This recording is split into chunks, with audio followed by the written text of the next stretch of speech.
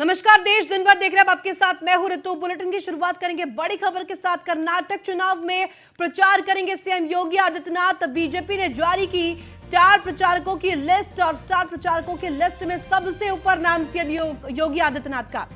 सूची में सीएम योगी आदित्यनाथ के नाम को भी शामिल किया गया है। सीएम योगी की कर्नाटक चुनाव में जबरदस्त डिमांड को देखते हुए सूची में उनको शामिल किया गया है। पीएम मोदी, बीजेपी अध्यक्ष जेपी नड्डा चुनाव प्रचार करेंगे।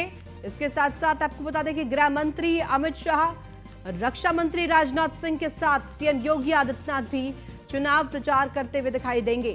चुनावी हुंकार भरेंगे कर्नाटक में और कहीं ना कहीं पार्टी को और अधिक बल देने के लिए कर्नाटक में चुनाव प्रचार करते हुए सीएम योगी आदित्यनाथ दिखाई देंगे।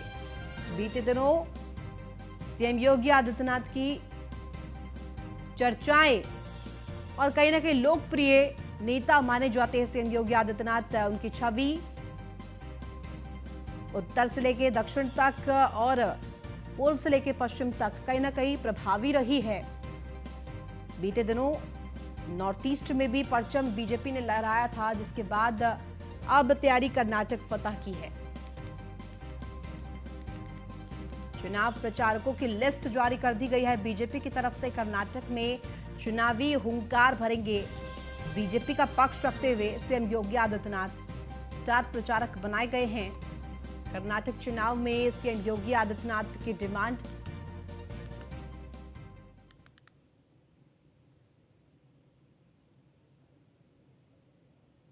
सीएम योगी की कर्नाटक चुनाव में जबरदस्त डिमांड रही है और इसको लेकर सीएम योगी आदित्यनाथ का नाम भी इस सूची में शामिल किया गया है।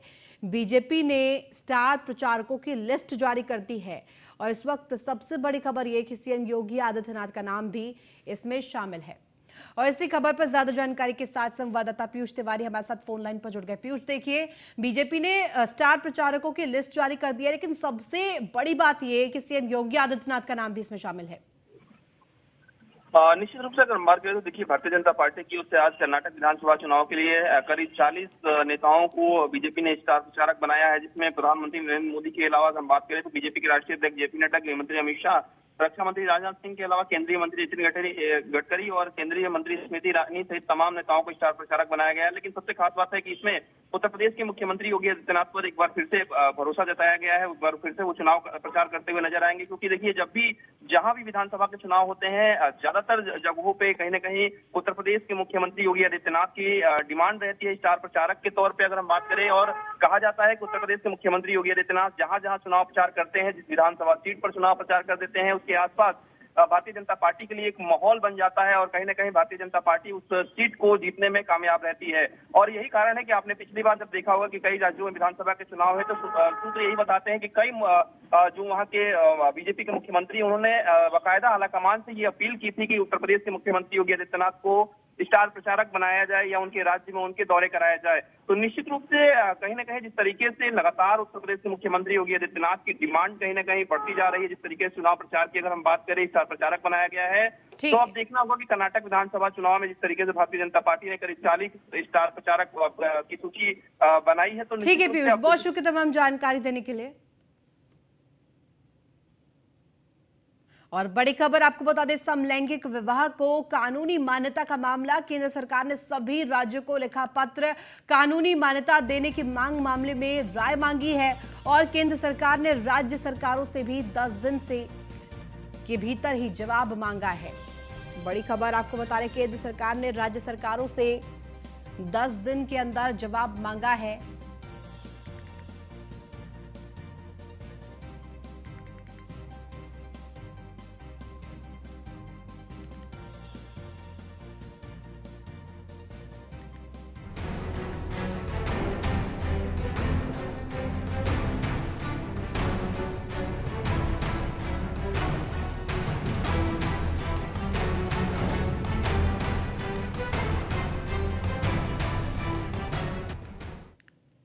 निकाय के रण में सीएम योगी। जी हां, सीएम योगी आदित्यनाथ का दौरा आज गोरखपुर का रहेगा, जिसमें कि सीएम योगी पहुंचेंगे। थोड़ी देर में रानी डीहा स्थित बीजेपी कार्यालय पहुंचेंगे सीएम योगी आदित्यनाथ। निकाय चुनाव को लेकर बैठक करेंगे। और बड़ी अपडेट आपको बता दें, गोरखपुर पहुंचे हैं सीएम योगी आदित्यनाथ।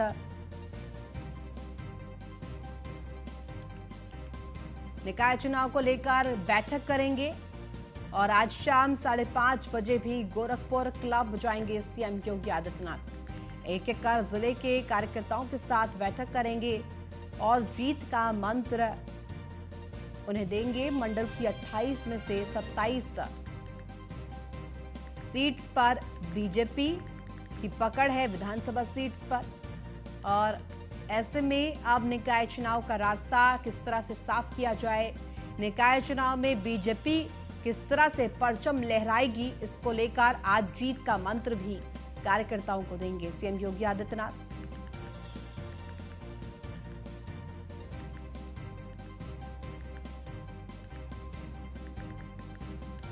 और इसी खबर पर अधिक जानकारी के साथ संवाददाता हरेंद्र दुबे हमारे साथ लाइव जुड़ गए। हरेंद्र, देखिए सीएम योगी आदित्यनाथ का आज गोरखपुर दौरा है और कई मायने इस दौरे से निकाले जा रहे हैं, क्योंकि कहीं ना कहीं कार्यकर्ताओं के अंदर नया उमंग और नई ऊर्जा का संचालन करेंगे, जीत का मंत्र देंगे। देखिए, उत्तर प्रदेश के मुख्यमंत्री योगी आदित्यनाथ गोरखपुर पहुंच चुके हैं। बस थोड़ी देर के बाद रानीडीहात भारतीय जनता पार्टी का जो क्षेत्रीय कार्यालय, उस कार्यालय पर मौजूद होंगे उत्तर प्रदेश के मुख्यमंत्री योगी आदित्यनाथ। खासतौर से आपको बता दें कि हम क्षेत्रीय कार्यालय के बगल में ही है, क्योंकि मीडिया को प्रतिबंधित किया गया, सभी मीडिया उसे स्थल से दूर पर है। लेकिन क्षेत्रीय अध्यक्ष ने अपने संबोधन में ये कहा मीडिया कर्मियों से बात करते हुए कि खास तौर से जिस तरह से भारतीय जनता पार्टी कार्यकर्ता को जोड़ने का काम और कार्यकर्ता को जीत का मंत्र आज दिया जाएगा, किस तरह से जीत हासिल की जाए। बस चंद समय बचे हैं। उत्तर प्रदेश के मुख्यमंत्री योगी आदित्यनाथ कार्यक्रम स्थल पहुंचेंगे, जहां पर डेढ़ घंटे की पांच सूचीबद्ध तरीके से बनाया गया है। 5 तरीके से बैठक की जाएगी। खासतौर से पहले गोरखपुर जिले की, दूसरी बात गोरखपुर महानगर की, तीसरी बात महाराजगंज, कुशीनगर, देवरिया। तो सबसे पहली बैठक कुशीनगर की होगी, जो डेढ़ घंटे की सभी 5 कमेटी की बैठक होगी, जिसमें भारतीय जनता पार्टी के विधायक और जिला के प्रभारी मंत्री सहित मंडल अध्यक्ष, महामंत्री सहित कार्यकर्ता मौजूद रहेंगे, जिसको लेकर के तैयारी पूरी कर ली गई है। सुरक्षा के पुख्ता इंतजाम। सबसे बड़ी बात अपने दर्शकों को बता दें कि उस बैठक में कार्यकर्ता हो या मंत्री, किसी को मोबाइल, ईयरफोन, इलेक्ट्रॉनिक डिवाइस ले जाने पर प्रतिबंध लगा है। खासतौर से सघन तलाशी के साथ साथ उन लोगों को अंदर तलाशी करने के बाद अंदर बैठाया जा रहा है। और खासतौर से सुरक्षा की दृष्टि से हुए जहां कार्यक्रम रखा गया है, वहां को मीडिया को प्रतिबंधित किया गया है। हरेंद्र, क्या कुछ सुरक्षा व्यवस्था आप देख पा रहे हैं अपने आसपास? देखिए, सुरक्षा व्यवस्था तो अभी हम लोग कार्यालय से थोड़ी दूरी पर है, क्योंकि मीडिया को हटा दिया गया है और मीडिया को बोला गया है कि मीडिया दूरी बना के रखा है। मीडिया को अनुमति ऊपर से नहीं मिली है। फिलहाल क्षेत्रीय अध्यक्ष मीडिया से मिलने के लिए क्षेत्रीय कार्यालय से बाहर आए और मीडिया से बात किया। उन्होंने जीत के लिए जिस तरह से बैठक की जा रही है, उस पर उन्होंने परिचर्चा की। चर्चा करने के बाद वह पुनः क्षेत्रीय कार्यालय के अंदर चले गए और यहाँ सरगर्मी बढ़ गई है। बस चंद समय बाद ही उत्तर प्रदेश के मुख्यमंत्री योगी आदित्यनाथ इस कार्यालय पर पहुंचेंगे और लोगों के साथ बैठक लेंगे। हरेंद्र, क्या कुछ मुद्दे रहने वाले हैं इस बार? देखिए, सबसे बड़ी मुद्दा तो ये है कि जब क्षेत्रीय अध्यक्ष से बात की गई है कि जो कार्यकर्ता नाराज होकर के निर्दल पर्चा भरे हैं, उनको किस तरह से मनाने का काम किया जाएगा। क्षेत्रीय अध्यक्ष ने कहा है कार्यकर्ताओं को मनाने के लिए टीम लगा दी गई है। बस चंद समय बाद ही उन लोगों को कुछ घंटों बाद मना लिया जाएगा और उनकी पर्चा वापसी की जाएगी। यही नहीं, उन्होंने ये भी कहा कि जीत के लिए जिस तरह से आज उत्तर प्रदेश के मुख्यमंत्री योगी आदित्यनाथ कार्यकर्ताओं में जोश भरेंगे, बस वह समय घड़ी आ चुकी है। चंद समय बाद ही उत्तर प्रदेश के मुख्यमंत्री योगी आदित्यनाथ पहुंचेंगे और कार्यकर्ताओं के अंदर जो चुनाव कमेटी है, जो जीत दिलाने वाली टीम है, उन टीम में जोश भरने का काम करेंगे। हरेंद्र, क्योंकि पहले से ही स्थिति बीजेपी की बहुत अच्छी रही है और ऐसे में और अधिक मजबूत करने के लिए कहीं ना कहीं कार्यकर्ताओं से आज संवाद करेंगे, बैठक करेंगे और आखिर किस तरह से और अधिक पार्टी को मजबूती दिलाई जाए, जिलेवार तरीके से इस पर खासतौर मंथन रहेगा आज। मुख्यमंत्री योगी आदित्यनाथ जब कार्यकर्ताओं के बीच में पहुंचते तो कार्यकर्ताओं का दुगना जोश हो जाता है। जो नाराजगी होती है वो दूर हो जाएगी। खासतौर से उन लोगों में जोश वो भरने का काम उत्तर प्रदेश के मुख्यमंत्री करेंगे और कल से भारतीय जनता पार्टी के कार्यकर्ताओं के अंदर जोश देखने को मिलेगा और जनता के बीच में जाकर के सरकार द्वारा किए गए कार्य और योजनाओं को और विकास के मुद्दे को जनता के बीच में रखेंगे और भारतीय जनता पार्टी के पक्ष में मतदान करने की अपील करेंगे। ठीक है, बहुत शुक्रिया तमाम जानकारी के लिए हरेंद्र।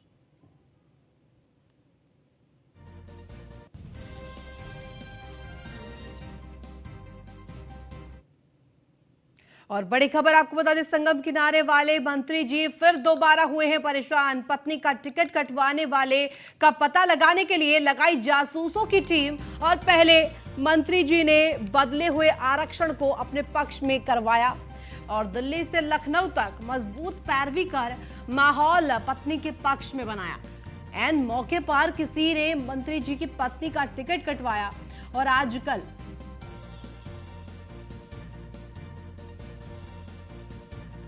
एसएचओ अश्विनी कुमार इस वक्त की बड़ी खबर आपको बता रहे हैं। न्यूज़ वन इंडिया की खबर पर मुहर लगी है। इस वक्त की बड़ी खबर लगातार आपको अपडेट के साथ बता रहे हैं। एसआईटी के प्राथमिक जांच के आधार पर एसएचओ शाहगंज सस्पेंड किए गए हैं। थोड़ी देर पहले न्यूज़ वन इंडिया ने इस खबर को बताया था और इसको अब आधिकारिक तौर पर पुष्टि भी मिल गई है।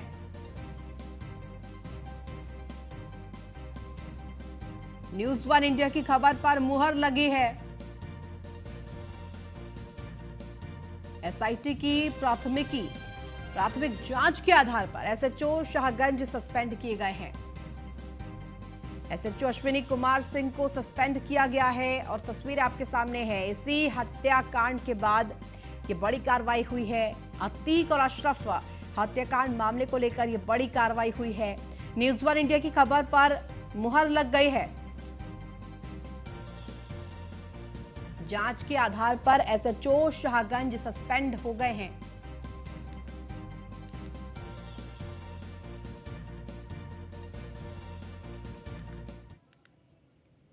वही संगम किनारे वाले मंत्री जी फिर से दोबारा हुए हैं परेशान। पत्नी का टिकट कटवाने वाले का पता लगाने के लिए जासूसों की टीम लगाई है। पहले मंत्री जी ने बदले हुए आरक्षण को अपने पक्ष में करवाया। दिल्ली से लखनऊ तक मजबूत पैरवी कर माहौल पत्नी के पक्ष में बनाया और ऐन मौके पर किसी ने मंत्री जी की पत्नी का टिकट कटवा दिया। और आजकल मंत्री जी का सारा ध्यान अपने कामकाज से हटकर अपने दुश्मन का पता लगाने में है। पत्नी के टिकट काटे जाने से मंत्री जी आजकल परेशान हैं।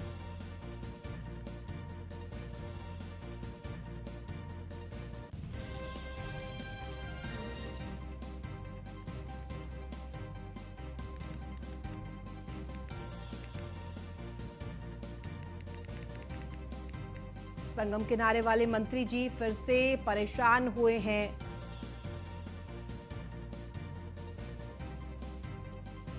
और इसी खबर पर अधिक जानकारी के साथ रेजिडेंट एडिटर मनीष पांडे हमारे साथ जुड़ गया है। मनीष जी देखिए, पत्नी के टिकट कटने को लेकर ये पूरा विवाद है और कहीं ना कहीं अब पूरे काम से ध्यान हटाकर मंत्री जी की पूरी निगाह इस वक्त ये पता लगाने पर है कि आखिर ये दुश्मन है कौन।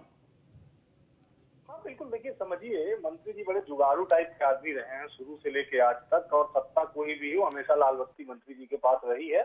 लिहाजा जब से भारतीय जनता पार्टी की सरकार आई है तब से वो सरकार में है और मंत्री जी ने बड़ी मुश्किल से, समझिए आपको, कारोबारी परिवार से थे। उनके डालडे का बड़ा लंबा चौड़ा कारोबार था और डालडा बेच बेच के बेचारे किसी तरह यहाँ पहुंचे और अपनी पत्नी को भी उन्होंने सेट कर लिया था। पत्नी भी उनकी बहुत लंबे समय से महापौर के पद को सुशोभित कर रही थी। लेकिन अब थोड़ा सा मंत्री जी आजकल इसलिए परेशान है कि मंत्री जी का कि मैडम का जो टिकट था महापौर वाला वो कट गया। अब सारा ध्यान मंत्री जी का सब कुछ छोड़ छाड़ के इसी पर फोकस है कि उनका टिकट काटा किसने। मंत्री जी ने शुरुआत से लेके जब से निकाय चुनाव की घोषणा हुई तब से लखनऊ से लेके दिल्ली दरबार तक दौड़ लगाई, तमाम मिन्नतें की, तमाम लोगों को समझाया बुझाया, माहौल अपने पक्ष में बनाया और अंत में ये सारा का सारा जो है, सारी की सारी मेहनत उनकी बेकार गई और अब उनकी मैडम का नाम महापौर की चुनाव लिस्ट से कैंडिडेट लिस्ट से कट गया। तो फिलहाल मंत्री जी आजकल परेशान हैं और परेशान इसी मनीष बात जी, को लेकिन लेके हैं सबसे कि हैरतअंगेज बात यह है कि कहीं ना कहीं जासूसों का भी जिक्र हुआ है। मंत्री जी ने पता लगाने के लिए जासूसों की टीम भी बना डाली। बिल्कुल बिल्कुल, देखिए मंत्री जी इसीलिए परेशान है, मंत्री जी इसलिए परेशान हैं कि लगातार 5 साल से वो सरकार में है। दूसरी बार भी मंत्रिमंडल में पहले थोड़ा सा छोटा मोटा विभाग था, इस बार बहुत बड़ा विभाग दे दिया गया है उनको। और अब उन्हें समझ में ये नहीं आ रहा है कि उनका वो कौन सा दुश्मन था जिसकी वजह से टिकट कट गया। हालांकि कयास तो लोग इसी बात पर लगा रहे हैं कि जिले के माफिया परिवार ने उनके ऊपर बड़ा आरोप लगाया था, बड़ी तोहमत लगाई थी कि भी नहीं उठा रहे हैं।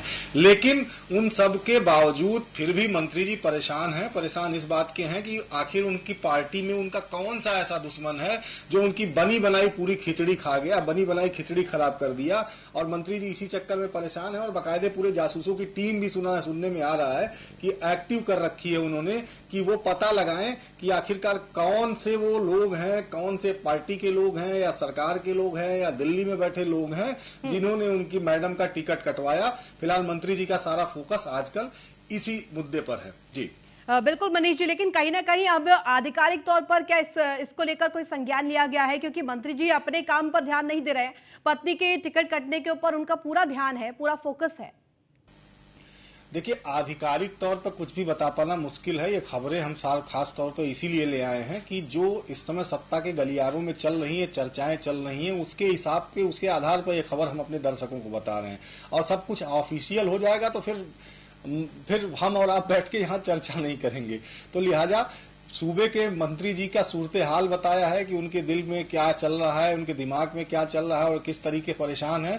हम नाम नहीं ले रहे हैं, लेकिन हमारा दावा है कि जितने भी दर्शक हमारी ये खबर देख रहे हैं या फिर देखेंगे, उन्हें मंत्री जी का चेहरा हमारी खबर देखने के बाद तुरंत उनके जहन में आ जाएगा। हम नाम नहीं बताएंगे, बल्कि बाकी सारी बातें बताएंगे। और मंत्री जी का चूंकि हम बता रहे हैं कि बड़ा विभाग है उनके पास, लेकिन इस समय मंत्री जी थोड़ा सा परेशान है कि आखिर कौन से उनके वो दुश्मन थे जो अपने कारगुजारियों में जो सफल हो गए और बना बनाया पूरा खेल उनका बिगाड़ दिया। जी ठीक है मनीष जी, आप बने रहे, आगे भी कुछ खबरों पर अपडेट लेंगे आपसे। और सूबे की चीफ साहब ने अपनी मीटिंग में नौकरशाहों की लगाई है क्लास। सीएम योगी के मिट्टी में मिला दूंगा का मतलब चीफ साहब ने अपनी मीटिंग में समझाया।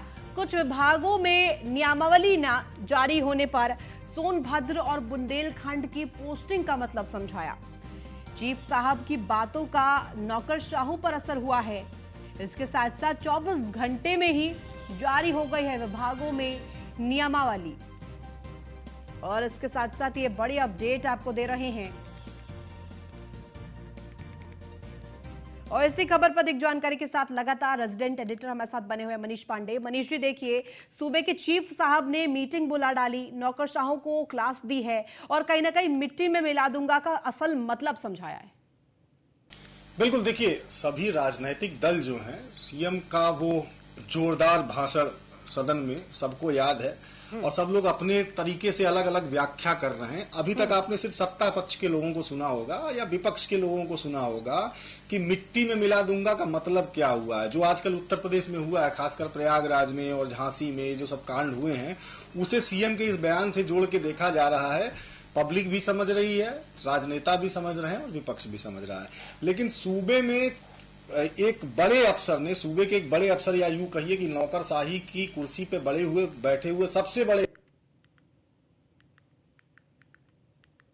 की एक बैठक थी, उसमें मिट्टी में मिला दूंगा का साफ साफ मतलब समझाया।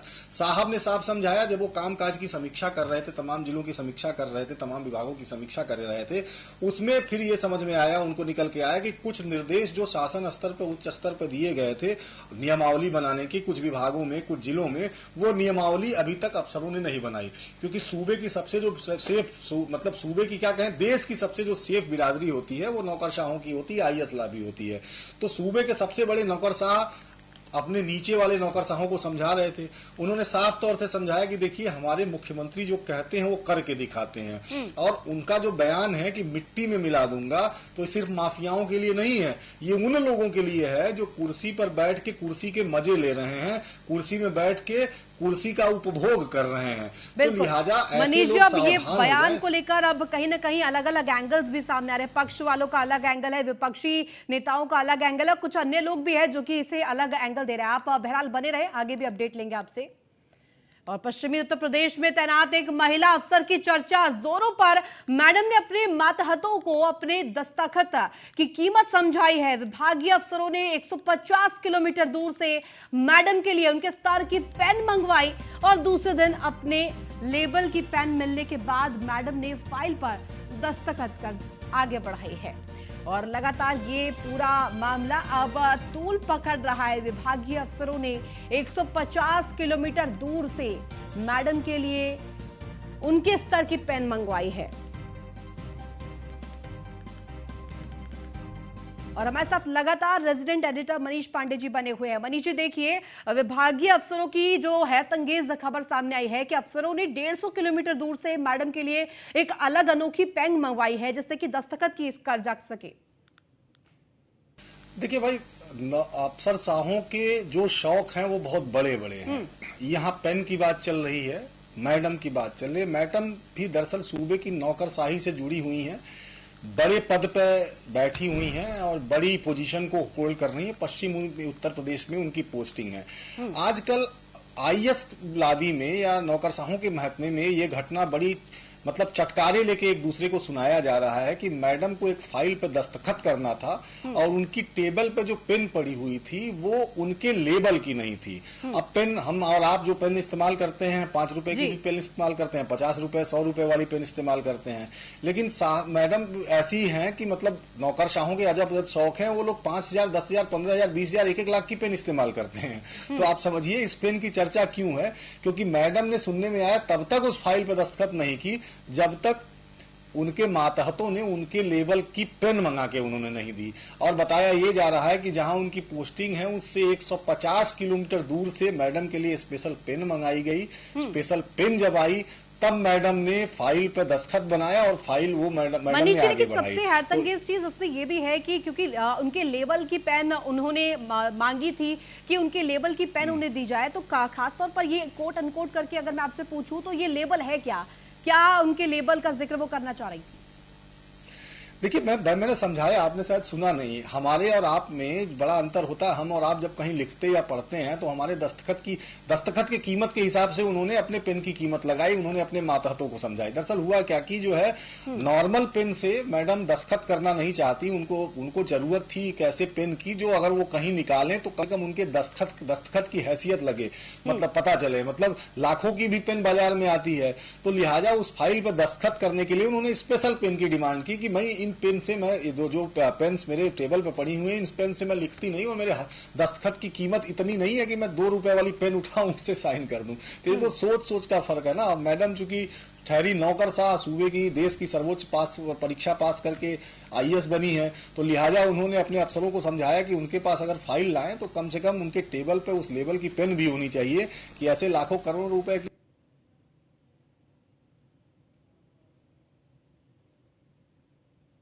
ठीक है, बहुत शुक्रिया तमाम जानकारी के लिए मनीष।